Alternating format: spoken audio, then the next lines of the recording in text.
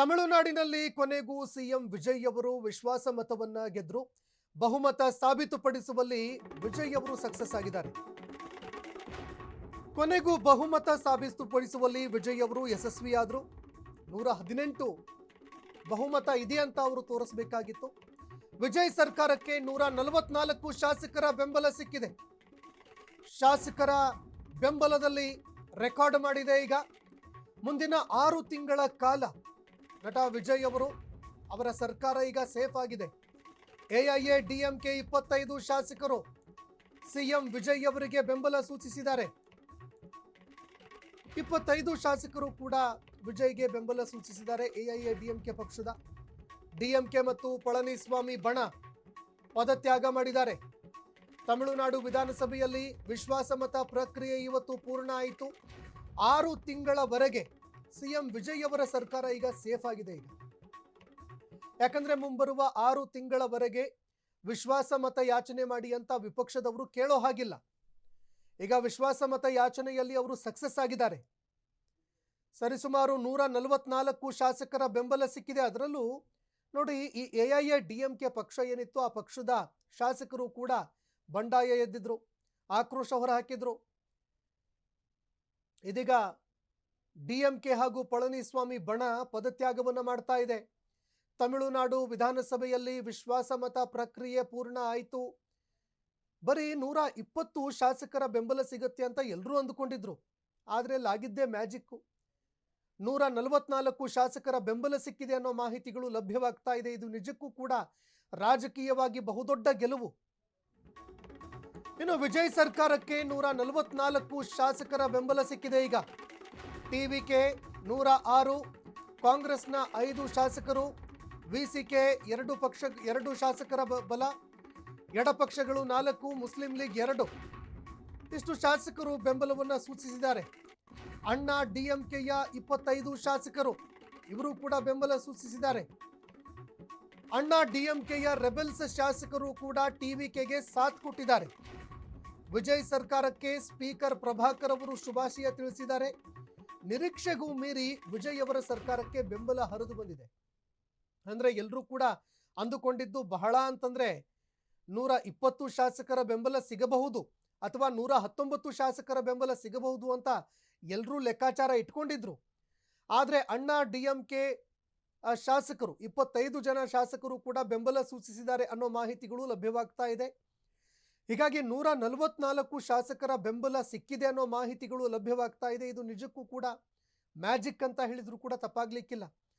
ಜೊತೆಗೆ ವಿಜಯ್ ಅವರು ಏನು ಬಿಡಿ, ಒಬ್ಬ ನಾಯಕರು, ಸಿನಿಮಾ ಸ್ಟಾರು, ಅವ್ರಿಗೇನು ಗೊತ್ತಾಗುತ್ತೆ ರಾಜಕಾರಣ. ಜೊತೆಗೆ ಇದೆಲ್ಲವೂ ಅರ್ಥ ಆಗಬೇಕು ಅಂತಂದ್ರೆ 5 ವರ್ಷ ಕಳೆದು ಹೋಗುತ್ತೆ ಅಂತಾನೆ ಎಲ್ಲರೂ ಅಂದುಕೊಂಡಿದ್ರು. ಆದರೆ ಯಾರು ಊಹೆ ಮಾಡದಂತಹ ಒಂದು ಮ್ಯಾಜಿಕ್ ಅನ್ನ ಈಗ ಸಿಎಂ ವಿಜಯ್ ಅವರು ಮಾಡಿದ್ದಾರೆ ಅನ್ನೋ ಮಾಹಿತಿಗಳು ಲಭ್ಯವಾಗ್ತಾ ಇದೆ.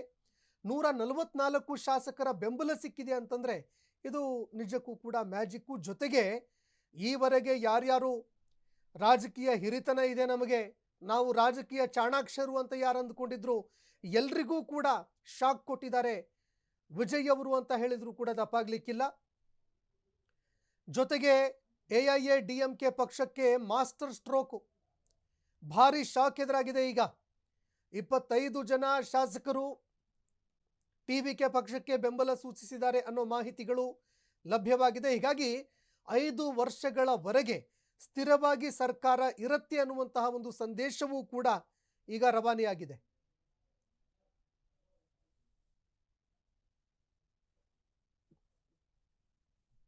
மாண்புமிகு பேரவைத் தலைவர் அவர்களே, திரு சி ஜோசப் விஜய் அவர்களை முதலமைச்சராக கொண்ட அமைச்சரவை மீது இப்பேரவை தனது நம்பிக்கையை தெரிவிக்கிறது என்னும் தீர்மானத்தை மொழிகிறேன்.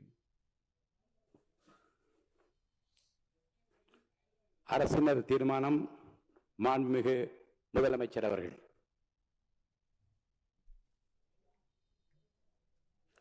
அரசின் தீர்மானத்தின் மீது இப்போது வாக்கெடுப்பு.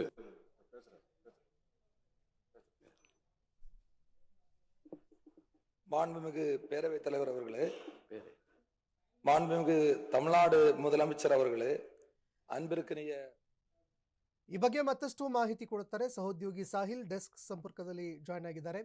ನೋಡಿ ಸಾಹಿಲ್, ಎಲ್ಲರೂ ಕೂಡ ಅಂದುಕೊಂಡಿದ್ದು ನಟ ವಿಜಯ್ ಅವರು ಹೊಸಬ್ರು ರಾಜಕಾರಣಕ್ಕೆ ಅಂತ ಅಂದುಕೊಂಡಿದ್ರು. ಆದರೆ 5 ವರ್ಷದವರೆಗೆ ಸ್ಥಿರವಾಗಿರುತ್ತೆ ಸರ್ಕಾರ. 144 ಶಾಸಕರು ಬೆಂಬಲ ಸೂಚಿಸಿದ್ದಾರೆ ಅಂತಂದ್ರೆ ನಿಜಕ್ಕೂ ಕೂಡ ಮ್ಯಾಜಿಕ್ಕು. ಈ ಮ್ಯಾಜಿಕ್ ಅನ್ನ ವಿಜಯ್ ಅವರು ಹೇಗೆ ಮಾಡಿದ್ರು, ಈ ಬಗ್ಗೆ ಮತ್ತಷ್ಟು ಮಾಹಿತಿ ಕೊಡೋದಾದ್ರೆ. ಸಂತೋಷ್, ವಿಜಯ್ ಹೇಳಿ ಕೇಳಿ ಒಬ್ರು ನಟರು, ಅದರಲ್ಲೂ ಕೂಡ ಎಲ್ಲ ಕ್ಯಾರೆಕ್ಟರ್ಗಳಿಗೂ ಜೀವ ತುಂಬಿ ಸ್ಕ್ರೀನ್ ಮೇಲೆ ಆ ಕ್ಯಾರೆಕ್ಟರ್ನಲ್ಲಿ ಮುಳುಗಿ ಲಕ್ಷಾಂತರ ಕೋಟ್ಯಾಂತರ ಅಭಿಮಾನಿಗಳನ್ನ ಗಿಟ್ಟಿಸಿಕೊಂಡ ಒಬ್ಬ ನಟ. ಆ ನಟ ರಾಜಕೀಯಕ್ಕಂತ ಬಂದಾಗ ಸ್ಕ್ರೀನ್ನಲ್ಲಿ ಆಟ ಆಡ್ದಂಗೆ ಆಗೋದಿಲ್ಲ ರಾಜಕೀಯ ಅಖಾಡದಲ್ಲಿ. ನಿಮಗೆ ಗೊತ್ತಿರಬಹುದು, ಮೊನ್ನೆ ಅದಕ್ಕಿಂತಲೂ ಮುಂಚಿತವಾದ ದಿನಗಳಲ್ಲಿ ಓತಪ್ರೋತವಾದ ಭೇಟಿಗಳಾಯಿತು ವಿಜಯರಿಂದ. ಎಲ್ಲಿವರೆಗೂ ಅಂತ ಕೇಳಿದ್ರೆ ಸ್ವತಃ ಸ್ಟಾಲಿನ್ ಎಂಬ ಆಧುನಿಕ ರಾಜಕೀಯ ವೈರಿಯ ಮನೆಗೂ ಕೂಡ ಭೇಟಿ ಕೊಟ್ಟರು. ಇವೆಲ್ಲವೂ ಒಂದು ಸ್ಟ್ರಾಟಜಿಯ ಭಾಗ ಅಂತಾನೆ ಚರ್ಚೆ ಮಾಡೋಣ. ನಾವು ವಿಜಯ್ ಅವರ ಪೂರ್ಣಾವಧಿ ಅಧಿಕಾರದ ಬಗ್ಗೆ ಮಾತನಾಡೋದು ಬೇಡ, ಇನ್ನು ಮುಂದಿನ 6 ತಿಂಗಳ ಒಳಗಿನ ರಾಜಕೀಯದ ಬಗ್ಗೆ ಮಾತನಾಡೋಣ. ಸ್ಟಾಲಿನ್ ಮನೆಗೆ ಭೇಟಿ ಕೊಡ್ತಾರೆ. ಒಂದು ತರಹದ ವಿಪರೀತವಾದಂತಹ ಒಂದು ಸಂತೋಷ, ಒಂದು ಕ್ಷಾತ್ರ ತೇಜಸ್ಸು ಅವರ ಮುಖದಲ್ಲಿ ಕಾಣುತ್ತೆ. ಸ್ಟಾಲಿನ್ ಅವರನ್ನ ಅತ್ಯಂತ ಸಂಪೂರ್ಣ ಆಲಿಂಗನ ಮಾಡ್ತಾರೆ. ನೋಡಿ, ಒಬ್ಬ ಮನುಷ್ಯರು ಫಾರ್ಮಾಲಿಟೀಸ್ಗೆ ಕೈ ಕುಲ್ಕೋದು ಅಂತ ಇರುತ್ತೆ, ಆದ್ರೆ ಪರಿಪೂರ್ಣವಾಗಿ ಒಬ್ಬ ಮನುಷ್ಯನನ್ನ ಆಲಿಂಗನ ಮಾಡೋದಿದೆಯಲ್ಲ, ಅದರಲ್ಲಿ ಬೇರೆ ತರಹ ಒಂದು ಆಕರ್ಷಣೆಗಳು ಕೂಡ ಇರ್ತವೆ. ಶತ್ರುವಿನ ಮನಸ್ಸನ್ನ ಮೃದು ಮಾಡುವ ತಂತ್ರ ಇದಾಗಿತ್ತ. ಜೊತೆಗೆ AIADMKಯ ಸ್ಥಳೀಯ ನಾಯಕರನ್ನು ಕೂಡ ಭೇಟಿ ಮಾಡ್ತಾರೆ. ಯಾರನ್ನು ಭೇಟಿ ಮಾಡೋದಕ್ಕೂ ಕೂಡ ಅವರಿಗೆ ನಿಸ್ಸಂಕೋಚ ಅಥವಾ ಒಂದು ತರಹದ ಅತಂತ್ರ ಅಥವಾ ಒಂದು ತರಹದ ಭಯ, ಈ ತರಹದ ಯಾವುದು ಕೂಡ ಅಡೆತಡೆ ಆಗೋದಿಲ್ಲ. ಅತ್ಯಂತ ಲೀಲಾಜಾಲವಾಗಿ ಅವರನ್ನ ಭೇಟಿ ಮಾಡಿ ಲೋಕಾಭಿರಾಮ ಮಾತನಾಡ್ತಾರೆ. ನಿಮಗೆ ಗೊತ್ತಿರಬಹುದು, ಮುಸ್ಲಿಂ ಲೀಗ್ ಆರಂಭಿಕ ದಿವಸಗಳಲ್ಲಿ TVK ಜೊತೆ ಮೈತ್ರಿ ಮಾಡಿಕೊಳ್ಳೋದಕ್ಕೂ ಬಿಡಿ, ಅವರ ಜೊತೆ ಒಂದು ತರಹದ ಪರೋಕ್ಷ ಬೆಂಬಲ ಕೊಡೋದಕ್ಕೂ ಕೂಡ ಹಿಂದೆ ಮುಂದೆ ನೋಡ್ತಾ ಇತ್ತು. ಕಾರಣ, ನಾವು DMK ಜೊತೆ ಆಲ್ರೆಡಿ ಪ್ರಾಮಿಸ್ ಮಾಡಿದೀವಿ, ವಿ ಕೆನಾಟ್ ಬ್ರೇಕ್ ಅನ್ನೋ ನಿರ್ಧಾರಕ್ಕೆ ಬಂದಿದ್ರು. ಆದ್ರೂ ಕೂಡ ಮುಸ್ಲಿಂ ಲೀಗ್ ನಾಯಕರನ್ನು ಕೂಡ ಭೇಟಿ ಮಾಡಿದ್ರು ವಿಜಯ್. ನಾನು ಯಾಕೆ ಹೇಳ್ತಾ ಇದ್ದೀನಿ ಅಂದ್ರೆ ಸಂತೋಷ್, ನೋಡಿ, ಒಬ್ಬ ರಾಜಕೀಯ ಅಂದ್ರೇನೆ ಒಂದು ಗಾಜಿನ ಮನೆ ಇದ್ದ ಹಾಗೆ. ಅದರ ಅಷ್ಟ ದಿಕ್ಕುಗಳು ಕೂಡ ಗಾಜಿನಿಂದ ಮಾಡಲ್ಪಟ್ಟಿರೋ ಮನೆ. ಎಲ್ಲಿಗೊಂದು ಸಣ್ಣ ಕ್ರ್ಯಾಕ್ ಆದ್ರೂ ಕೂಡ ಗಾಜಿನ ಮನೆ ಬಿರುಕು ಬೀಳುತ್ತೆ. ಸೊ ಇಂತಹ ಸಂದರ್ಭದಲ್ಲಿ ಅತ್ಯಂತ ಸೂಕ್ಷ್ಮ, ಅತಿ ಸೂಕ್ಷ್ಮ ಇವೆಲ್ಲವನ್ನು ಗಮನಿಸಿಕೊಂಡು ಕನ್ವಿನ್ಸ್ ಮಾಡುವ ಕೆಪಾಸಿಟಿ ಒಬ್ಬ ರಾಜಕಾರಣಿಗೆ ಬೇಕು. ಆ ಕೆಪಾಸಿಟಿಯಲ್ಲಿ ವಿಜಯ್ ಅವರು ಯಶಸ್ಸು ಕಂಡಿರಬಹುದು ಅಂತ ಹೇಳಲಾಗುತ್ತೆ ಸಂತೋಷ್. ಈಗ ಮತ್ತೊಂದು ಕಡೆ 5 ವರ್ಷಗಳವರೆಗೆ ಸ್ಥಿರವಾಯ್ತಾ ಸರ್ಕಾರ ಅಂತ. ಯಾಕಂದ್ರೆ ಬಹಳ ಅಬ್ಬಬ್ಬ ಅಂದ್ರೆ 119 120 ಶಾಸಕರು ಬೆಂಬಲ ಸೂಚಿಸಬಹುದು ಅಂತ ಅಂದುಕೊಳ್ತಾ ಇದ್ರು. ಆದ್ರೆ 144 ಶಾಸಕರು ಅಂತಂದ್ರೆ ಒಂದು ಸುಭದ್ರ ಸರ್ಕಾರ ರಚನೆ ಮಾಡುವಲ್ಲಿ ಅವರು ಯಶಸ್ವಿಯಾದ್ರ ಅಂತ. ಸುಭದ್ರ ಸರ್ಕಾರ ಈಗ 6 ತಿಂಗಳ ಮಟ್ಟಿಗೆ ಸುಭದ್ರ ಸರ್ಕಾರ ಅಂತ ಹೇಳಿ ಒಂದು ವಾದಕ್ಕಂತ ನಾವು ವಾದ ಮಾಡಬಹುದು. ಆದ್ರೆ ನಮ್ಮ ಕರ್ನಾಟಕದಲ್ಲಿ ಆಗಿದ್ದಂತಹ ಒಂದು ರೆಸಾರ್ಟ್ ರಾಜಕಾರಣ ನಿಮಗೆ ನೆನಪಿರ್ಬೋದು. ಬಾಂಬೆ ಬಾಯ್ಸ್ಗಳು ಎಲ್ಲೋ ಒಂದು ಕಡೆ ಹೋಗಿ ಸೇರ್ತಾರೆ, ಅದಾದ ನಂತರ ರಾಜ್ಯ ರಾಜಕಾರಣದಲ್ಲಿ ಅಲ್ಲೋಲ ಕಲ್ಲೋಲ ಆಗಿದ್ದು, ಕುದುರೆ ವ್ಯಾಪಾರ ನಡೆದಿದ್ದು, ಇವೆಲ್ಲವೂ ಕೂಡ ತಮ್ಮ ಗಮನದಲ್ಲಿದೆ. ಸೊ ಮುಂದೆ ಇದು ಸಂಭವಿಸಲಾರದು ಅಂತ ಹೇಳಿ ಕಡ್ಡಿ ಮುರಿದ ಹಾಗೆ ನಾನು ನೀವು ವಾದ ಮಾಡೋದಕ್ಕೆ ಸಾಧ್ಯವೇನು? ಖಂಡಿತ ಇಲ್ಲ. ಸೊ AIADMKಯ ಚಂಚಲ ಮನಸ್ಥಿತಿ, ಜಂಗಮ ಮನಸ್ಥಿತಿಗಳು ಈಗೇನೋ ಪರೋಕ್ಷ ಅಥವಾ ಪ್ರತ್ಯಕ್ಷವಾದ ಬೆಂಬಲವನ್ನು ಕೊಡ್ತಾ ಇದೆ. ನಾಳೆಯ ದಿವಸ VCKಯ ಪರಿಸ್ಥಿತಿ ಏನು ಅಥವಾ ಕಾಂಗ್ರೆಸ್ಸಿನ 5 ಸ್ಥಾನಗಳ ಪರಿಸ್ಥಿತಿ ಏನು? ಇವೆಲ್ಲವೂ ಶಾಶ್ವತವಾದ ಅಗ್ರಿಮೆಂಟ್ ಮುಖಾಂತರವಾಗಿ ಏನಾದರೂ ಮೈತ್ರಿ ಆಗಿರ್ತಾವ? ಇಲ್ಲ. ರಾಜಕಾರಣದಲ್ಲಿ ಬುಧವಾರ ಇದ್ದ ಹಾಗೆ ಗುರುವಾರ ಇರೋದಿಲ್ಲ, ಗುರುವಾರ ಇದ್ದ ಹಾಗೆ ಶುಕ್ರವಾರ ಇರೋದಿಲ್ಲ. ಈ ತರಹದ್ದೊಂದು ಡೆವಲಪ್ಮೆಂಟ್ ಆಗಿದ್ದೇ ಆದಲ್ಲಿ TVK ಎನ್ನುವಂತಹ ಅಭದ್ರ ಸರ್ಕಾರಕ್ಕೂ ಕೂಡ ಒಂದು ದಿನ ಭೀತಿ ಎದುರಾಗೋ ಸಾಧ್ಯತೆಗಳಿದಾವೆ ಸಂತೋಷ್. ಧನ್ಯವಾದಗಳು ಸಾಹಿಲ್ ನಿಮ್ಮೆಲ್ಲ ಮಾಹಿತಿಗೆ.